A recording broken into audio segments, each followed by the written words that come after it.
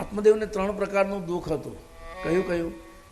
એક તો નિર્ધન હતો, બીજું એને ત્યાં સંતાન નહીં હતું, પાપી અને પ્રભાવીને સંતાન નથી હોતું એમ શાસ્ત્ર કહે છે.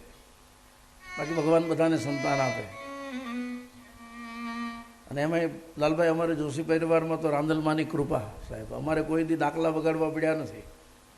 હા,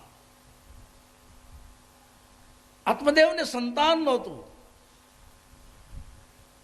ત્રીજું દુઃખ એને શું હતું ખબર? આત્મદેવની પત્ની બહુ કરકસા હતી, ધુંધલી એનું નામ હતું. શું નામ હતું? એટલી બધી લડાક, એટલી બધી ઝઘડાખોર, વાત વાતમાં ઝઘડે. પત્ની મનોરમામ દેહી ચંડીપાઠ મનોવૃત્તા અનુસારણી તારણીમ દર્ગ સંસાર સાગરસ્ય કુલોદ્ભવ. બધાને કઈ પત્ની એવી નથી મળતી સાહેબ. ક્યાંક ક્યાંક તો કૂટી કૂટીને જીવ દઈ દઈ એમ થાય કે ભગવાન હવે આમાંથી મુક્તિ અપાવે તો સારું એમ.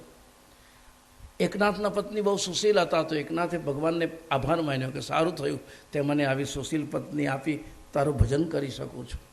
તુકારામની પત્ની બહુ કરકસા હતા. પુંડલિક વરદા હરિ વિઠ્ઠલ જ્ઞાનદેવ તુકારામ. તુકારામની પત્ની બહુ કરકસા હતી, ઝઘડાળો. તુકારામ અને એની પત્ની એક ખેતરમાં ગયા તો પેલા ખેડૂતે એને એક શેરડીનો આખો ભારો બાંધી આપ્યો. તુકારામ માથા પર ભારો લઈને વિઠ્ઠલ વિઠ્ઠલ કરતા આવતા હતા, પણ રસ્તામાં જે મળે એને એક એક સાંટો દાદાની જેમ આપતા જાય. દાદાની સામે કોઈ બી મળે એટલે લે. બ્રાહ્મણ મળ્યો એટલે તો દાદા સાહેબ, આ જગતમાં લાલભાઈ મેં ઘણા સંતો જોયા છે, પણ અમારા પ્રભુ દાદા જેવા બ્રાહ્મણ પ્રેમી જગતમાં નહીં મળે સાહેબ.